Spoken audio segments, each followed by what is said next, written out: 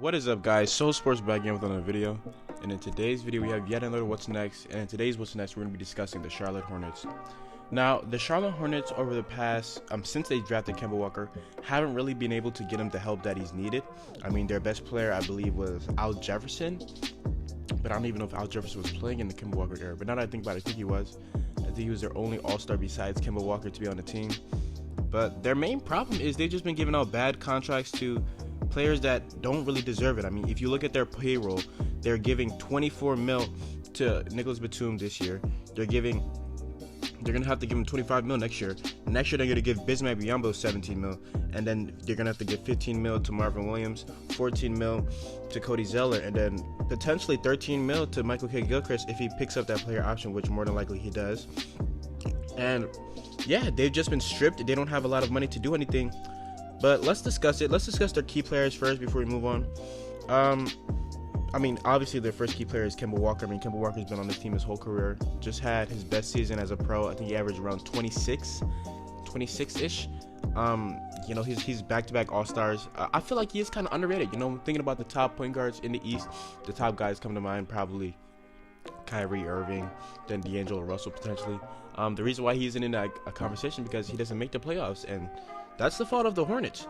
But the reason I'm making this video now is because recently Kemba Walker came out and said that he would love to stay in Charlotte. He said that he will probably not sign the Supermax just to be able to give the Charlotte Hornets some cap flexibility and just talk about such a team player. I understand people might be angry at him for this. You know, why stay in Charlotte? Charlotte hasn't done anything for you. You know, why not go to like Indiana or Utah? Someplace where you can make the playoffs. But I mean, maybe sometimes players don't want to move. Sometimes players want to stay with the team that drafted them. I mean, there's stories that came out that Kemba Walker has moved his entire family out to Charlotte, so maybe he doesn't want to move them all out to Utah or Indiana again.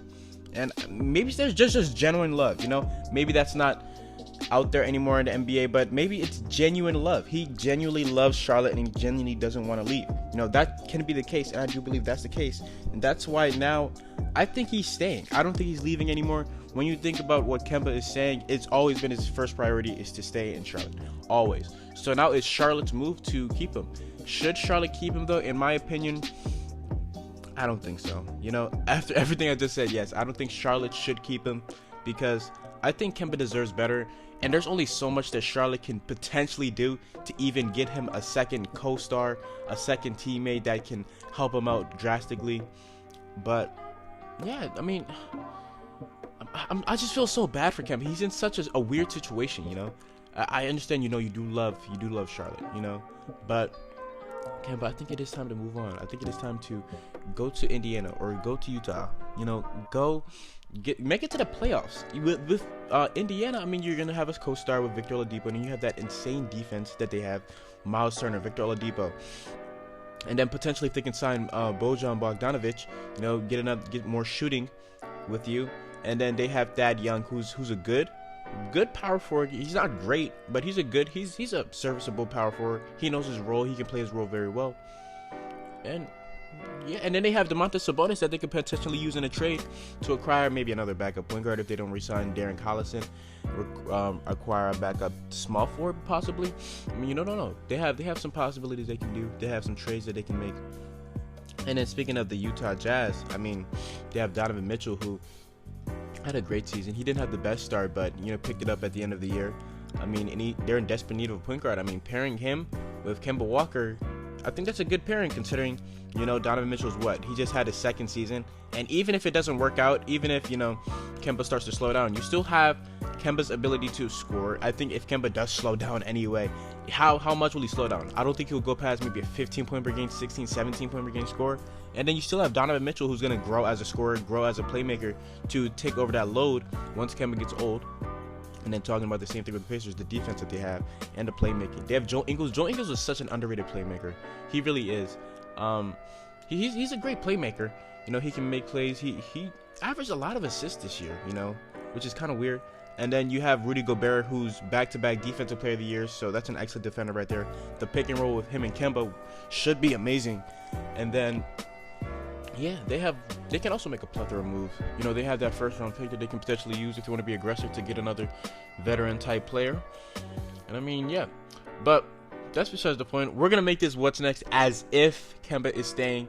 You know, that's what we're gonna do. So, looking at it, I did talk about Kemba, but now I want to talk about the other two key players on this team. Miles Bridges, drafted him, I think last season. This past season, yes. Didn't have the best rookie season at all. He shot poorly. He even came out and said he played like trash. You know, he shot poorly. He wasn't really the best defender. He kind of looked lost out there, but I mean, that transition from college to the NBA can do that to somebody. So hopefully he can pick it up in his second year. But then Malik Monk has been here, I believe, I think he's going into his third season coming up. I don't know. Is it his third season or is it his fourth? I think it's one or the other. But I mean, again, another guy who really hasn't had the best start to his career, coming out of Kentucky with De'Aaron Fox. I thought he'd be a great scorer alongside Kemba Walker. You know, he was athletic. He was just a great scorer in Kentucky, athletic. He hasn't really replicated that. He's been super inefficient. He's had some showings. He had some good games, some flashes, but really those aren't too good flashes. And I think the problem right now with the Hornets is that they're too hesitant. You know, they could have traded Malik Monk and gotten themselves a star, but they're just too hesitant. And now they're probably in the same position again as they have the 13th pick in the draft. Can you get a game changer with that pick? I don't think so. A game changer right now for Kemba? I really don't think so. I mean, who can you look at? Maybe if Sekou Doumbouya falls to you potentially. Roy Hachimura, but Roy Hachimura is very raw. You know, he could turn out to be something amazing, but then he could be a bust. Just players like that is what I envision them taking. A forward guy, maybe even a center. Do you want to take Jackson Hayes? Jackson Hayes would be a good pickup for them, but I mean, Jackson Hayes can't shoot at all. I don't think he took a single three-pointer in college. Looking at it, Bruno Fernando could potentially be another good pickup. Gogo Day maybe, but you know, they're in a tough pickle right now. They're in a tough spot.